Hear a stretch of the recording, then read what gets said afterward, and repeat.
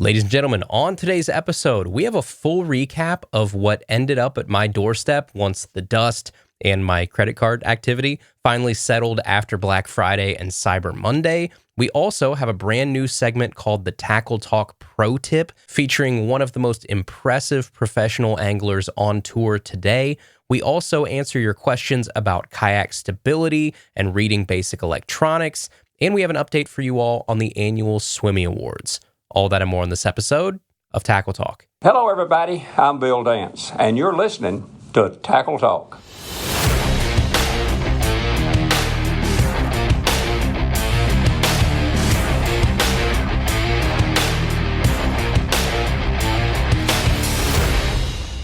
Hey everybody, welcome back to another episode of the Tackle Talk podcast. Thanks so much for tuning in today. We've got a great show for you, a lot to talk about. We're going to unveil a brand new segment on today's episode that I've wanted to do for a while. We have a great mailbag segment. We're going to talk some Black Friday, Cyber Monday sales and what I actually ended up buying. But before we get to any of that, I do feel like I owe you guys a quick answer on a recurring episode that we do every single year around this time, the Swimmy Awards.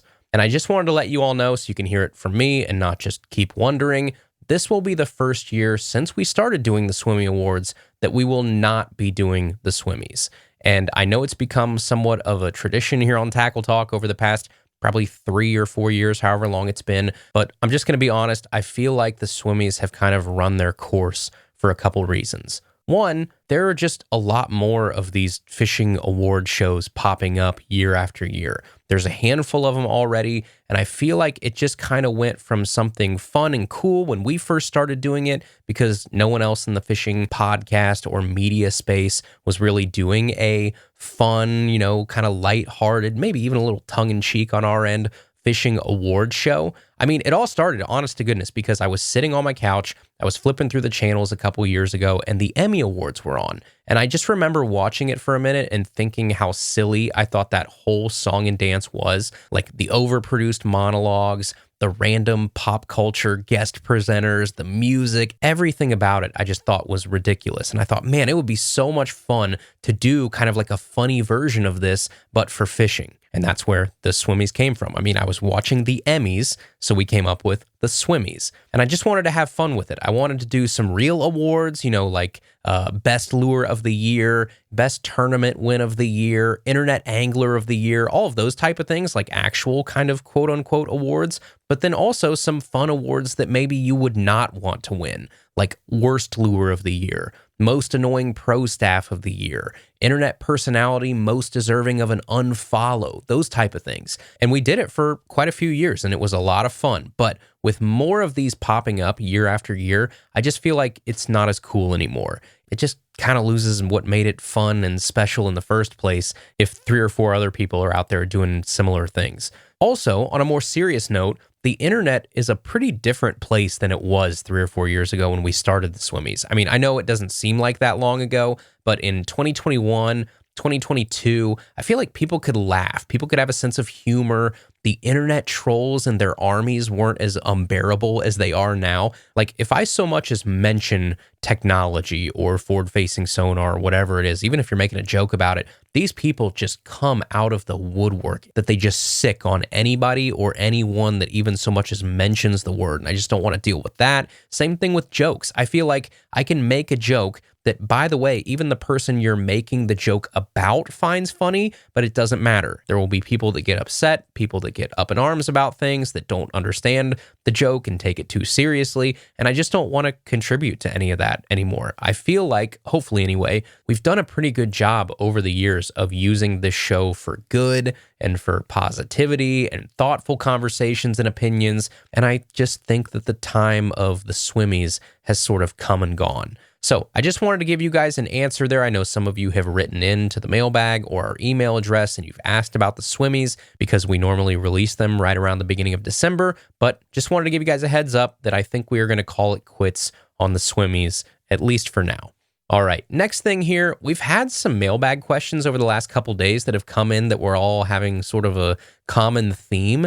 People were asking very similar questions, so I figured instead of covering them in the mailbag, we just give it its own segment on today's show, and that is quite simply, what did I actually buy on Black Friday. You guys have written in and you've asked. We kind of sort of hinted at it on the Black Friday deals episode about what I thought I was going to buy or what deals I thought were good enough to take advantage of, but I never actually told you guys what I spent my hard-earned money on. But that's the fun part about Tackle Talk, is that I actually buy my gear just like you guys do. So we're going to sit here and talk today about the things that I thought were good enough deals that I just couldn't say no to on Black Friday and Cyber Monday. So I will break out the receipts on today's episode. I actually have them right in front of me. I printed them out so that we can talk about everything that hit my bank account over the last week. So the first receipt in front of me is for the most expensive thing by far that I bought on Black Friday and Cyber Monday, and that was a new jacket and bibs for braving the elements out there in the cold and the wet situations that I frequently put myself in. And those bibs and jacket came from none other than Whitewater, and it is their Tamer suit. So Whitewater is a brand that is under the Nexus Outdoors family, I believe. They're out of Michigan, and I've met the Whitewater folks at ICAST a couple years ago. They seem like great dudes, and since that point, I've always been kind of a big window shopper of their products. I keep up with them quite a bit. I think they do some cool stuff, but up to this point, I've only actually owned one thing from Whitewater, and they happen to be my favorite pair of fishing pants that I own. They are called their Prevail pants, and they're $99 over on the Whitewater website. They are awesome pants. So since that point, I've always been kind of, I guess I would call it Whitewater curious, right? I've looked at their products. I've almost bought things so many times. I've had them in my cart and then I just haven't pulled the trigger. But lately I've been looking for a good outer layer for, I would say, fall, winter, and spring, something that I can wear all through those seasons, because I have a good set of like base layer clothes now. I have a good layer system with some great sweatshirts and pants and all that kind of stuff. So I've got kind of base layer and mid layer covered, but what I've struggled with recently is that last outer layer, because my fleece North Face or my Columbias just aren't cutting it when it's 15 degrees outside and I'm sitting on the kayak for 10 hours. And the only other jacket that I have that I could wear is my ice fishing jacket from Striker, which is way too big, way too bulky and thick to take on the kayak, especially if I want to put kind of a PFD on the outside of it. So I just needed a new outer layer. I needed a jacket and bibs that can be kind of that final piece to seal everything in and really fight off the wind and the spray that I get on me, and even some light to mid rain, and just keep me safe, warm, and dry when I'm out there in the cold. So on Black Friday, Whitewater ran a buy one, get one free, where if you bought their Tamer jacket or bibs, you got the other one for free. So they're normally $219 a piece, so $438 total, but on Black Friday, I got them at half off because they were buy one, get one free. So I got the whole suit, jacket and bibs, for $219, which is a smoking deal for an outer layer in general. Now, it's a soft shell, so it's not going to be, 10,000% waterproof. No, you're not going to go climb Mount Everest in this stuff. It's not that warm, but that's not really what I wanted. I wanted something to wear in the kayak. I needed to be flexible. I need to be able to move. I don't want to be out there feeling and looking like the Michelin Man. I've got to be able to put my life jacket over it, but I also do want a good defense against cold and getting wet, and this Tamer suit just kind of looked like my solution. So we'll see how it pans out, but my first pickup was $219 from Whitewater, the Tamer jacket and bibs at buy one, get one free. Now, next receipt I have in front of me is from Sunline. And you guys know I love Sunline fluorocarbon, Sniper especially, but over the last year or so, I've really started to dip my toe into Sunline Assassin more and more. And I do like it for certain things. Basically, what I've done is I have started using Assassin for a lot of my moving baits, and then my bottom contact baits like jigs, Texas rigs, Carolina rigs, things like that, I'm still sticking with Sunline Sniper because Assassin is a little bit cheaper. So I'm trying to save a little bit of money on some of these moving bait setups, which is why I've made the switch when I can. And I think Assassin also casts a little bit better in my opinion. It's a little bit smoother. I think that probably has to do with the coating on it, but I've really enjoyed it for like jerk baits, crank baits, even chatter baits, spinner baits, things like that. So I used to be Sunline Sniper all the way, and then I used to use Invisex for a lot of my moving baits if I did switch it up, but right now I've been switching over to that Sunline Assassin, and on the Sunline website over Black Friday, they had Assassin at 40% off.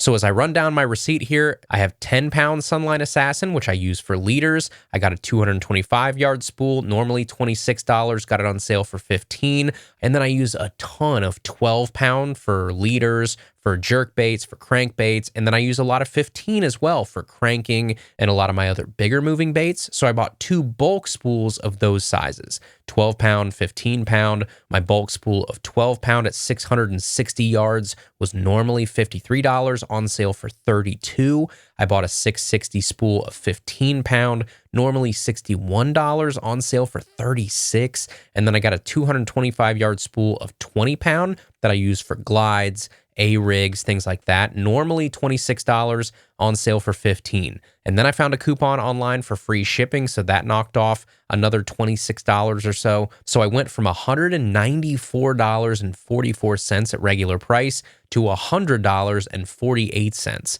So in total, I paid $100 for all of that line, 2 giant bulk spools, and then 2 good size 225 spools. I will take that all day long. I saved $100 in the process on this line order. So far, between Whitewater and Sunline, we've now saved $320 on our 2 purchases. And as I keep going here, my next receipt that I have is from Fish USA, who was running a great sale on cash and rods at 25% off. And it caught my eye because I have been pretty upfront since July of this year when I went down to iCast that one of the rods that I've had my eye on most recently is the Cash and Element Z2 because it's affordable at $129. It's a great looking black rod with cork handles and it's made in the USA. So all of that piques my interest for sure. And I've never pulled the trigger on one yet, but this week I finally did because of that 25% off sale. So instead of $129.99, I got the Cash and Element Z2 7'3" medium heavy fast casting rod on sale for $97.49. So under $100 for a rod that on paper seems like a steal. It seems too good to be true, honestly. A great looking rod, great feedback, cork split grip, made in America by a small business in North Carolina. Sign me up. So we'll see how it performs. Again, this is the fun part about Tackle Talk is that I buy this gear. And when you buy gear, I feel like you pay the price of admission to say what you think about that gear. So if this rod is as awesome as I hope it is, then we will talk about it. But on the flip side, if this is just another subpar rod at an entry-level price that has that made in the USA marketing behind it, but it just ends up being another kind of okay rod in that price range, well, we'll talk about that too. So we will see. I have no idea where this rod is going to go, but I have one on the way to me right now that should be here in a couple days. Very excited. I have a lot of high hopes for this rod. I hope it lives up to even half of them because if so, it's a steal. So if we look at this rod and this purchase, we saved another $32. So we are now at $418 spent and $352 saved. So that's pretty good. And then that takes us to our last receipt here, which is from the Hookup Tackle. Now, the Hookup Tackle is a site that specializes in a lot of high-end JDM Japanese baits, and it's a little too, I don't want to say pretentious, I don't think that's the right word, but a little too hypey for me most of the time.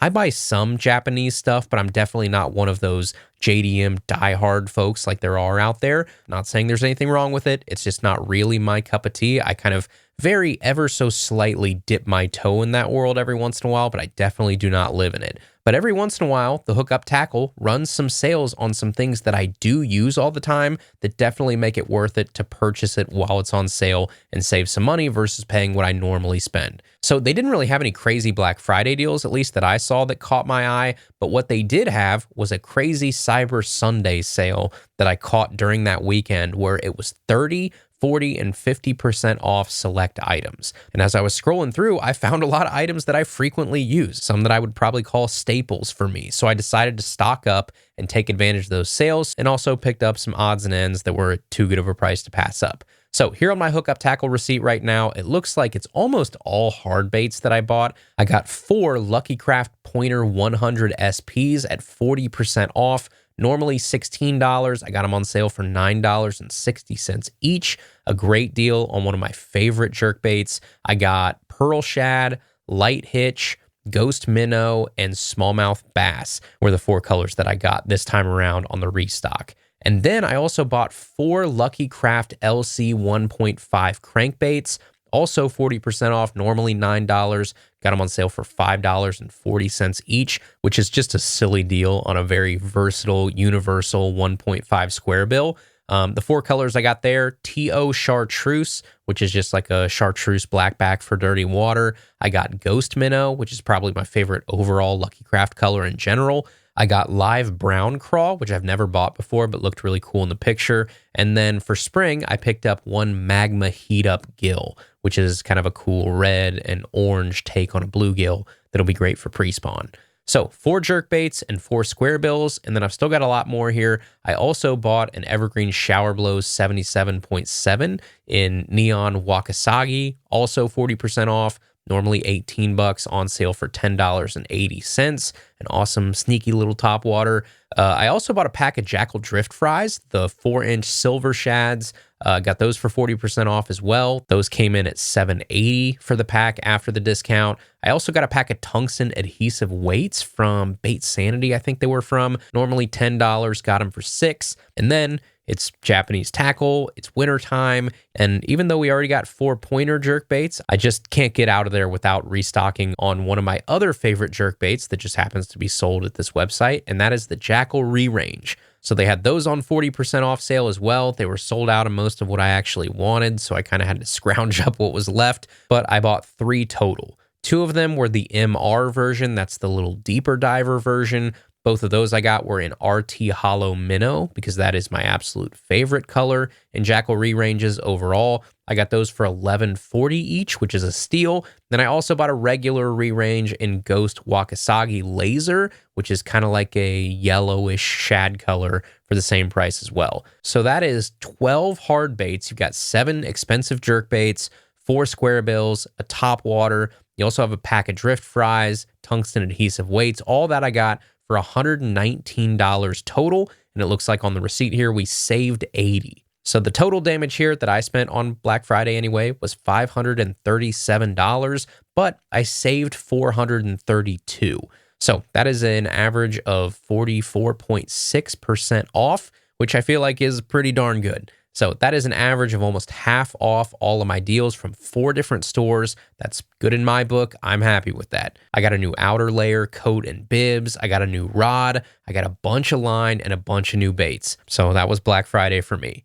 Now, being the redneck money-saving lover that I am, I'd be curious to see what you guys got on Black Friday and Cyber Monday as well. So let me live vicariously through you all. Send me your screenshots, send me messages, and let me know what you actually bought on Black Friday through Cyber Monday. I would love to see the deals that you guys got to take advantage of. Okay, let's keep it rolling here, folks. And today I'm very excited to unveil a new segment here on Tackle Talk for 2026 that we're going to be doing quite frequently, hopefully weekly. We'll see how it goes, called the Tackle Talk Pro Tip. And it is exactly what it sounds like. Each week, you're going to get one tip from a professional angler exclusively here on Tackle Talk. So we will read that tip that week's pro has sent to us here at Tackle Talk, and then we will discuss it in a little bit more detail. So this week's pro tip comes to us from none other than our friend, past guest of the show, and one of the sharpest minds in bass fishing today, Drew Gill. And I specifically asked Drew to kick us off with this new weekly segment because Drew could very well be one of the most intelligent, analytical minds in bass fishing right now. I know you've got a lot of younger guys who are also in that camp, but Drew is not only wired like that, but he has a pretty evident gift of being able to communicate it really well too. And that's kind of the dual threat that makes Drew so interesting. I mean, I really enjoy Drew's interviews and appearances on shows. I mean, ironically, both Drew and I were on Bass After Dark last week. Go listen to that if you haven't listened to that. That was a great episode. But Drew is very intelligent, very well spoken, and I just thought, man, he would be the perfect guy to kick us off with this new segment, the Tackle Talk Pro Tip. So in today's Tackle Talk Pro Tip, Drew tells us, my tip for everyone is to develop a parachute approach. When approaching pressured fish, find a second technique that's effective at generating bites, specifically one that is entirely different from your first cast bait. Lead with your less intriguing approach, then follow up with something more aggressive or flashy. You can still incite interest from fish when you lead with something that is uninspiring. Example, I love leading with a Nico, but a common parachute approach for me with that bait is a jerk bait when shallower or leading fish up, and a heavy, compact jig when fishing deeper or leading fish down. So that is straight from Drew Gill, and that's exactly what I wanted out of this segment. That's what I wanted it to be. Not only something that is informative and insightful that you're only going to hear exclusively here on Tackle Talk, but it's also thought-provoking. So first off, I love that he calls it a parachute approach. I don't know where that term came from. I've never heard that before. I've heard follow-up bait, but I've never heard parachute approach. But my brain immediately went to, what does a parachute do for you in an emergency sense? So if you are a fighter pilot taking off in like an F-16 or something, he has a parachute and an eject button, but he hopes he never has to use it. If all goes well, that parachute never gets opened. But on the flip side, if something doesn't go as planned, he's got a parachute as a backup option to reach the ground safely. The bass is the ground, right? Once you take off in the plane, or in this metaphor, go fishing, your end objective is to get back on the ground safely, or in fishing, to catch the fish, right? So your first choice is to land the plane like normal. That's bait number one. That's your first cast bait. But if that plan doesn't work, well, you deploy the parachute, or in this case, you throw bait number two that Drew is talking about. So that's the backup plan, kind of follow-up bait situation here. But what's interesting is the order that Drew recommends you throw them in. Because when he sent over this tip, I replied with, that's a really cool tip, because I always fall into the trap of doing the exact opposite. I am almost always trying for some reason to lead with my more aggressive bait, and then I follow up with a finessey bait, I guess, if I have to. And Drew is saying, no. Actually, you can lead with something like a Nico rig and then follow up with something more aggressive or more flashy, like a jerkbait, a spinnerbait, a chatterbait, something like that. And that's a cool thing to think about, because obviously Drew has caught 100,000 times more fish in his life than I have in mine. So when he says something, you listen. And the way he worded that was cool. He said, you can still incite interest from fish when you lead with something that is uninspiring. And my thought process was always, well, if there's an active fish there, then they're going to bite my active, aggressive, flashier bait right off the bat. And then if they're not active or they're not cooperative, they don't bite that flashy bait that I cast in first, well, then maybe I can coax them into biting with a finessier, or as Drew put it, uninspiring bait to follow up with. And Drew's approach is the opposite. I think he's basically saying, hey, if they won't bite that boring bait, that finesse bait, kind of the traditional bait that the rationale would say, hey, it's an easy meal, it looks natural, I should eat it. I guess kind of if there is a rational part of a fish's brain, you're appealing to that. So if you've ruled that out with your first cast, now you try to capitalize on the other way that a bass eats, which is like the split second, almost irrational decisions that are triggered by that aggressive bait that goes right by them, and they chase it and attack it in almost what seems like a motion that is out of their control. It's just in their biology or their DNA. They don't even think about it. It's just an involuntary action on the part of the fish. They see the flash and boom, they eat it before you can even blink. Or, same thing with vibration. It goes by and boom, blink of an eye, they've already ate it. They don't have time to think about it. It is just something that is hardwired in that tiny little brain of theirs. So I'm going to start trying this because it's the polar opposite of what I typically do. And I'm always looking for ways to improve my decision making and my thought process out there on the water. So you can lead with the uninspiring, more traditional, slower finesse bait, and then follow up with a more aggressive, flashy, moving bait. And that is not coming from me. That is coming directly from someone who is a much better angler than me, Drew Gill, with our first ever Tackle Talk pro tip. All right, everybody. And finally here, let's crack open a couple mailbag questions to see what you guys have all submitted here at tackletalkpodcast.com/mailbag. By the way, if you're sitting there and you want to submit one, it's free. There's no limit to how many questions you can submit. So if you have a question that you think would be great for the show, just go over to tackletalkpodcast.com/mailbag, type it in, and you never know, you could hear it here on Tackle Talk in the coming weeks. But let's start today with our question from Philip, who says, "Hey, Andrew, love the show. Glad I found it. My question is for us senior anglers. What is a very stable kayak a senior would be able to stand right up in and cast? Kayak fishing looks so fun, and I don't want my 62 years stopping me from at least trying. Thanks for helping me find my passion again, Philip." Well, hey, Philip, that's awesome, man. 62 years old and wanting to get out in the kayak, and not just get out in the kayak, wanting to stand up and seriously fish in the kayak. I love that. So if stability is your number one concern, which it sounds like it is, for starters, I would pay more attention to the bottom of the kayaks than the top, because stability starts with the hull design. I would also probably say, as an easy thing to look for, overall width will help a little bit too. The wider the kayak, usually the more stable it is. Not always, there are definitely exceptions to that rule, but most of the time your skinnier kayaks are going to be a little bit more tippy. But without getting too in-depth here, if you just want some good suggestions, I'll start with a cheaper, and I say that relatively speaking because nothing is cheap anymore, but a less expensive option than a lot of the others that I'm probably going to mention here in a minute, and that would be like an Ascend 128X.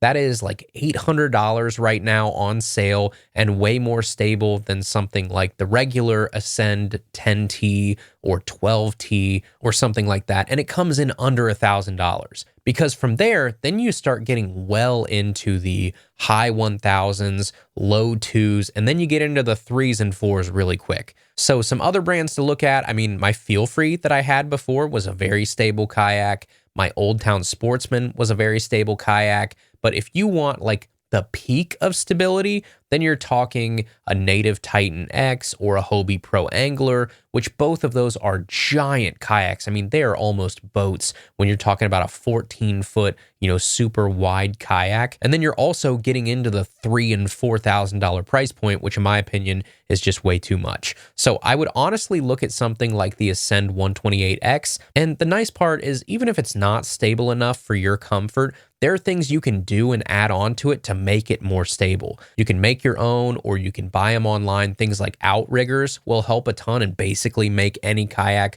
borderline unflippable. You could also install a stand-up bar, which will help you with the getting up and down part, especially if that becomes an issue. Kayaks are so much fun because they're just so customizable, so modular, just by the nature of their design, that there's almost no problem you can't fix just by a quick trip to Home Depot in the PVC section and some ingenuity. So that would be my pick for a budget-friendly, stable kayak. Now, as with any kayak, read the reviews, go try one if you can. At least go to Bass Pro and look at one. That's the cool part. I would hope you have a Bass Pro somewhere around you. That's probably easier to find than some of these other more obscure brands. But keep in mind that you're going to see a lot of reviews for something, especially something as widely available as something that's found at Bass Pro Shops. People leave reviews when they're mad. They hardly ever leave reviews when they're happy. So just keep that in mind with something that's probably going to have as many people that have bought one and tried it as the 128X. I mean, is it bulletproof? No. Should you drag it all over the parking lot every day? No. It's not the most expensive, the most durable, the most anything kayak out there. But for the price point, I think it's definitely one you should look at. All right. And our other mailbag question here today comes to us from James. And James says, "Hi, Andrew. At 50 years old, I recently bought my first boat, a 14-foot John boat. I'm fishing large ponds and small lakes in southern Illinois for largemouth bass. What is the trick to finding the bass in the lake? I have a Garmin Striker and I'm still learning how to take advantage of it. Am I looking for weeds along the bottom, down trees, points, coves, etc.? Also, I love doing research, so if there's a way to use Google Maps before going out, that would help as well. Thank you and keep up the great podcast." Well, thanks, James. Appreciate that. That's cool. I feel like last week or 2 weeks ago, whenever our last mailbag segment was, a lot of our questions came from younger listeners, kind of in the teenage range. And today we've got 63 years old and 50 years old. That's awesome. But James, thanks for listening. I appreciate it. Congrats on the new John boat. That is exciting for sure. I'm jealous. I've always wanted a John boat to be able to try and trick out and customize. We've talked about that on the show before. You go down the Tiny Boat Nation rabbit hole, and it's just something that I've never pulled the trigger on, but I've always thought would be really fun to try and redo one of those old John boats. So now you've got the boat. It sounds like you've got a Garmin Striker. Now we got to help you find the fish. And you are specifically asking about how to use that Striker to your advantage and what to look for. So the first thing that I look for is depth changes. That is my go-to start point. I know a lot of other people have a lot of different start points. Mine is drastic depth changes, because depth changes are more or less permanent fixtures in that lake that aren't going to go anywhere. Trees and stumps can move or deteriorate over time. Rocks can get silted over or covered with debris, but depth changes, especially drastic ones, aren't going anywhere unless they dredge or they do some sort of like construction or restoration work or something on your body of water. Those depth changes are going to be there pretty much for our whole lives. And I also think that bass like access to multiple depths in small areas. We talked about that a couple weeks ago on the jerkbait episode.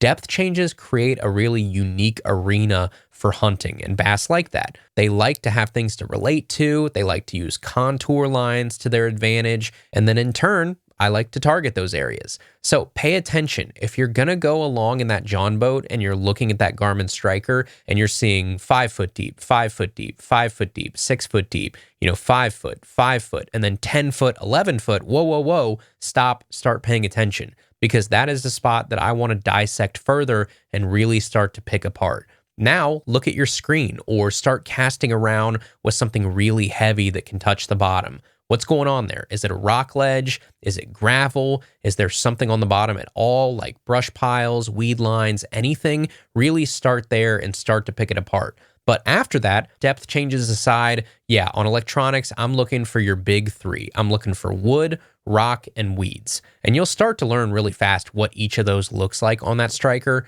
Rocky bottoms are a brighter color on the bottom because you're getting a harder return. They kind of look cratery or bumpy sometimes, almost like you're looking at the surface of the moon, especially on side imaging. But on down in 2D2, like you have on that Striker, you're going to see those bumpy, bright bottoms. Those are great. That means you got rock down there, largemouth, smallmouth, they all love rock. But then you're looking for weeds too. So is there like a fuzzy return off the bottom up to a certain height and then it stops? You'll learn really quickly what weeds look like on that bottom too. And then wood is really easy because you can actually see the shape of the stump or the laydowns or whatever are down there. So all three: rock, weeds, wood, yes, and yes. And then time on the water, watching that Striker scroll by will just lead to you getting better and better at not only knowing what you're seeing down there, but where it is in relation to your boat so that you can cast at it. So good luck. Those depth changes are the first thing I would target. Then look for rocky bottoms, weeds, and wood structure, and I think you'll be in pretty good shape. Don't overthink it.